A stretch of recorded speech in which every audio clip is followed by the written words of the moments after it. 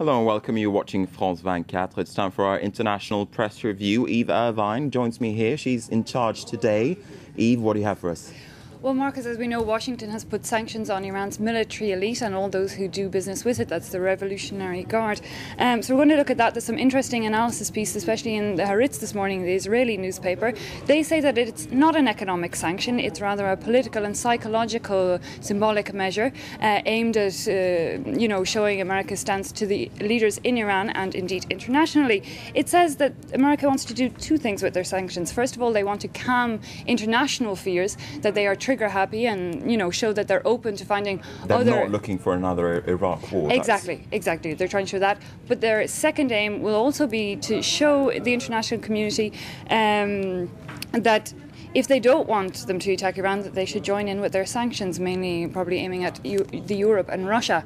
So the paper says that whether the effects, then asks the questions whether the effects will have any effect on Iranian leaders. Yeah, that's a crunch issue at this point. Absolutely. And they say, well, on the hardliners such as President Ahmadinejad, it won't. But it says, should Europe and Russia join in the sanctions, that then the supreme leader, Ayatollah Ali Khamenei, could get worried and he could then demand... We're seeing a picture of him here on the front page of the Haaretz as well. He could then want the country to put an end to any of its nuclear programs.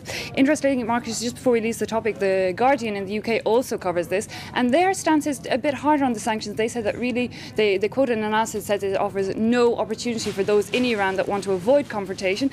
She says it does not fit in with a desire to find a diplomatic solution, and she goes on to add that the Bush administration knows it can't fix Iraq between here and election time, so this is why they see a big opportunity with looking towards Iran.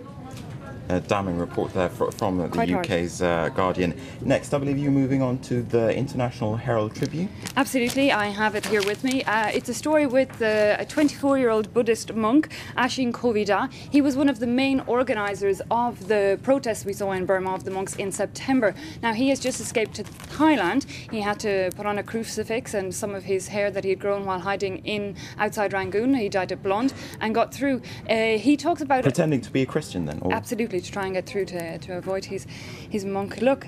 He describes the organisation, how the process got underway. He said it's a very bare bones organisation. There was about 15 monks that took charge, 8 of which he says are still missing. This Ashin Kovida, he's accused by the military government in Burma of hiding explosives in the monastery, which he says is complete rubbish. He describes September as a black stain on Burma's history, but says that there are people and students inside Burma that are already planning the next phase. All right, next.